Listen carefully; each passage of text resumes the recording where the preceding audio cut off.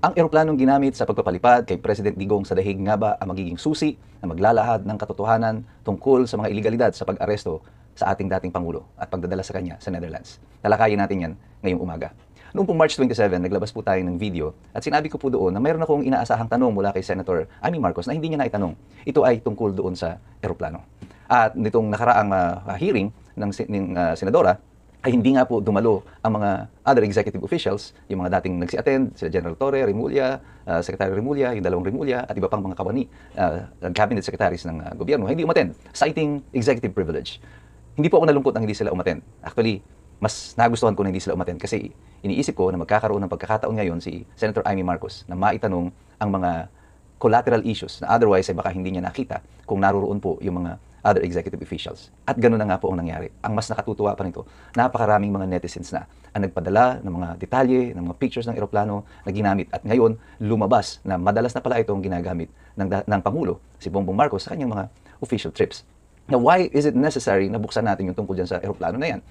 Ito po ay tinatawag natin na collateral issues, pero maaaring naririto ang susi sa pag-solve ng misteryo na ito ng pagpapalipad kay Rodrigo Duterte sa The Hague. Bakit? Dahil ito po ay may paper trail. Kaya ako po naitanong yung tungkol doon sa eroplano. Ang turo po sa akin lagi noon ni Senator Rocco nung siya ay nabubuhay pa, nung kami ay naggagawa rin ng aming mga sariling investigasyon sa Senado. Sabi niya, in criminal investigations like this or in Senate investigations like this, what you should do is you should always follow the money. Sundan mo kung nasaan ang pera.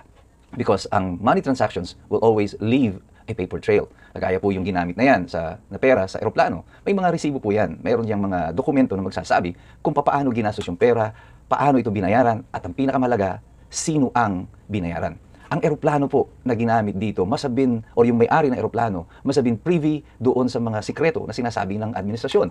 Mula din mismo kay Secretary Remulla, sinabi niya na pati ang media, they kept them out of the loop tungkol dito. Wala silang sinabihan. 4 lamang sila. The core group daw na binanggit niya na nagplano nito, nag-establish ng kung ano ang mga detalye, kung paano i-execute ito. At si General Torre, sa kanyang bibig, sinabi din niya, ang sinabi lang niya dito sa kanyang mga boss ay, just give me an airplane.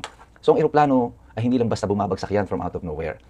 At dapat, kung sekreto ito, ay dapat yung kanilang kukuhanin na eroplano o kakausapin na may-ari ng eroplano is someone that they share confidence with, na alam nilang hindi sila i-squill.